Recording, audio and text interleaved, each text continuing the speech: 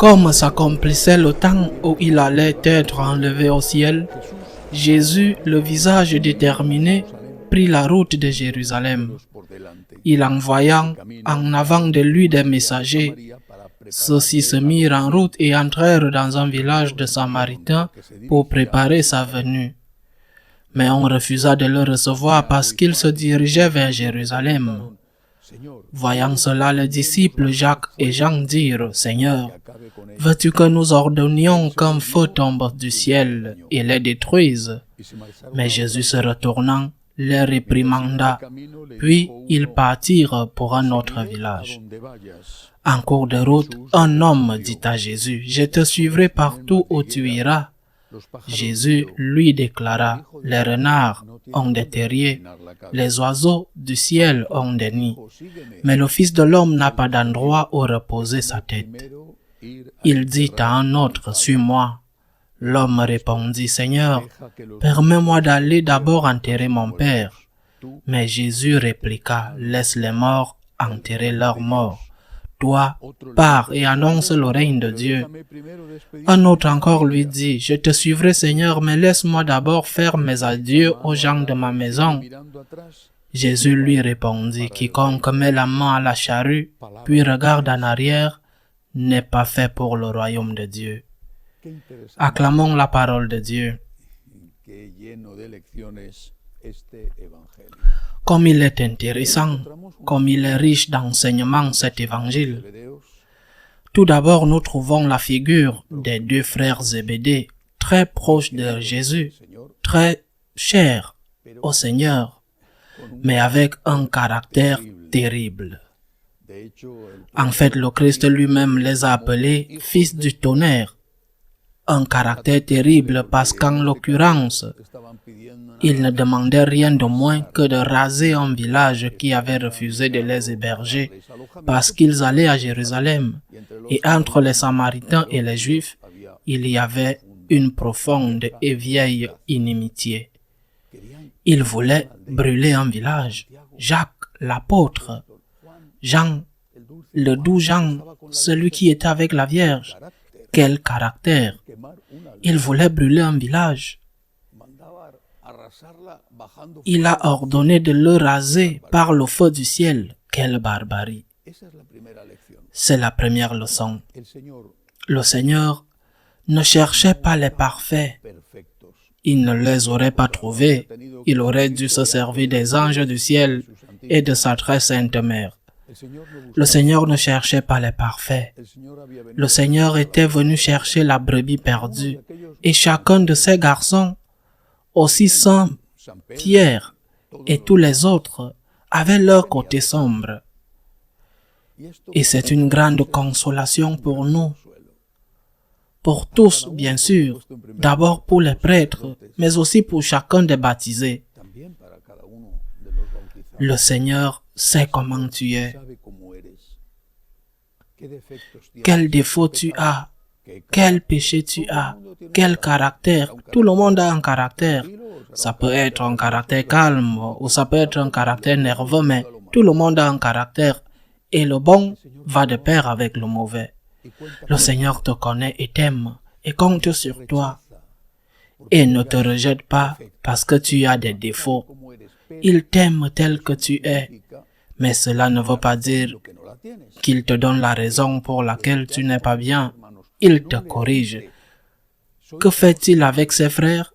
Il ne leur dit pas: « Vous êtes des animaux, vous n'avez rien compris, je ne veux plus vous voir à côté de moi. Comment pouvez-vous dire que vous allez brûler le village? Mais quelle bête vous êtes! Partez d'ici tout de suite. » Il ne leur dit pas cela. Avec amour, il les corrige.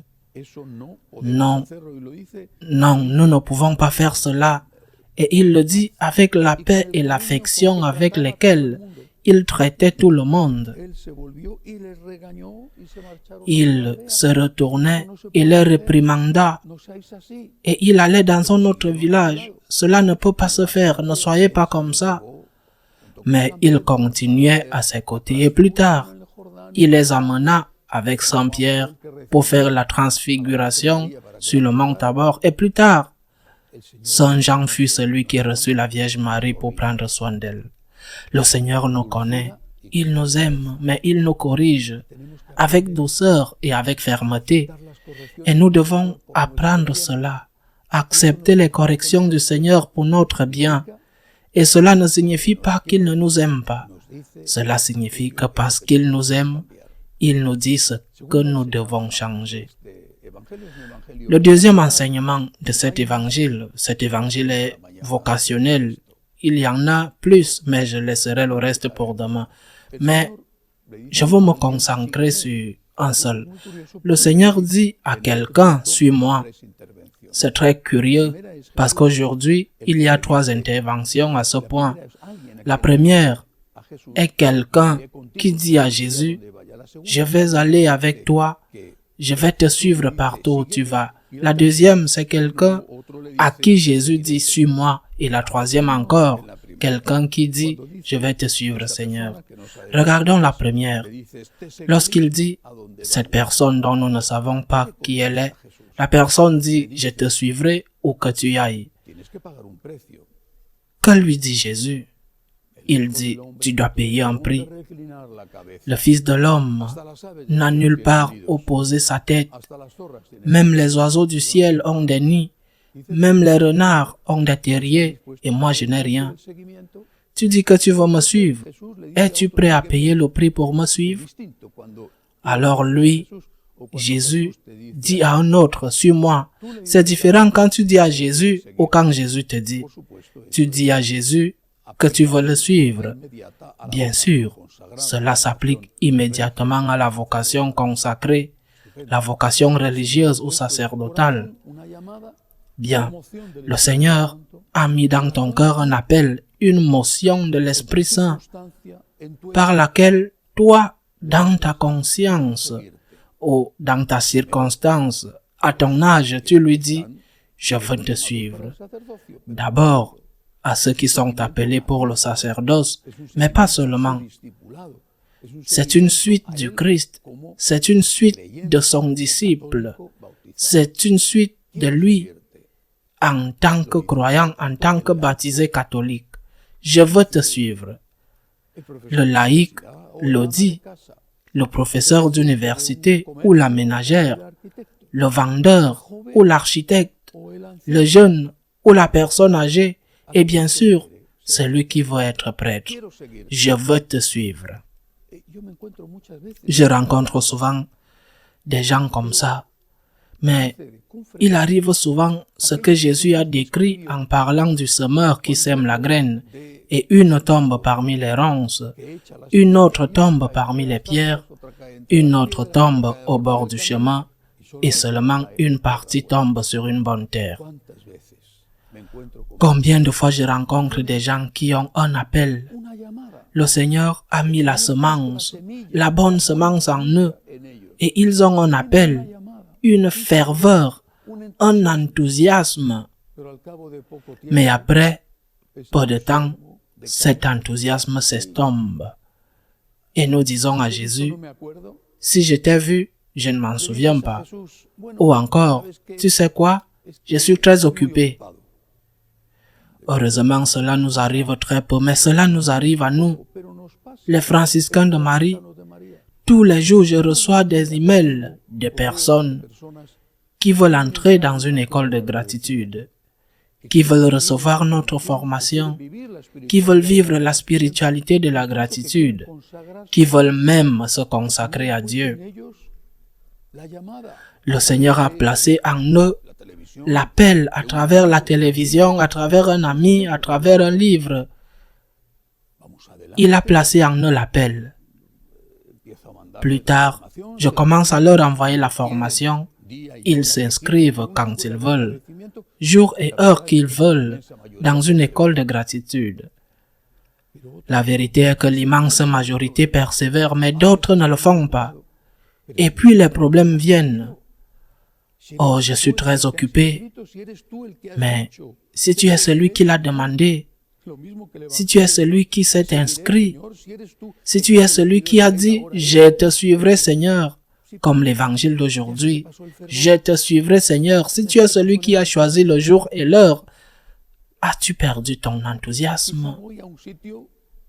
Peut-être que je vais dans un endroit, je donne une conférence. Beaucoup de gens viennent avec enthousiasme, déterminés à suivre Jésus. Mais après peu de temps, cela devient de moins en moins. C'est la parabole de la graine qui tombe au bord du chemin, parmi les ronces ou les pierres. Combien cela doit-il faire mal à Jésus? Je veux dire, combien cela doit faire mal à Jésus parce que je sais combien cela me fait mal et cela doit lui faire mal encore plus. Mais quel manque de sérieux, quel manque de formalité, quel manque, quelle frivolité. Et c'est pourquoi le Seigneur dit à cet homme qui lui dit « Je te suivrai » et il peut être un futur prêtre ou un laïc. « Je te suivrai » et Jésus lui dit « Tu es sûr? Tu es sûr? Tu sais que ce n'est pas une blague. Me suivre signifie payer le prix. Par exemple, prier, aller à la messe, essayer de respecter les commandements, se confesser, communier. Sais-tu ce que signifie me suivre?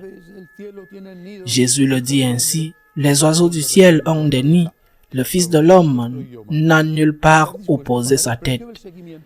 Traduit dans notre langue, es-tu prêt à payer le prix pour me suivre?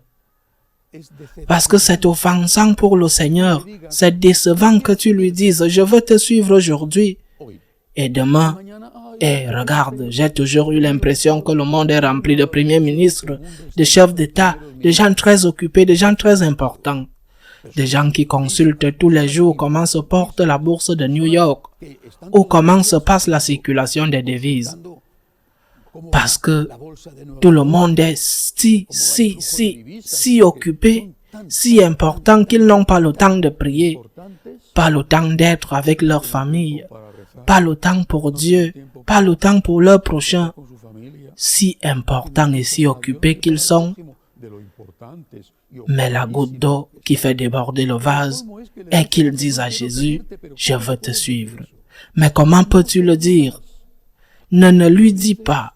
Et si tu le dis, paye le prix. Seigneur, je veux te suivre. J'aurai mes hauts et mes bas, mon caractère, mes défauts, mais je veux te suivre. Et si je tombe, je veux me relever. Je veux que tu comptes sur moi. Je veux être une pierre sur laquelle tu construis et non une masse molle sur laquelle on ne peut rien construire, car tout est sentiment, sentimentalisme. Aujourd'hui, je mange le monde et demain, je ne me souviens plus de ce que j'ai promis. Veux-tu vraiment suivre Jésus? Paye le prix.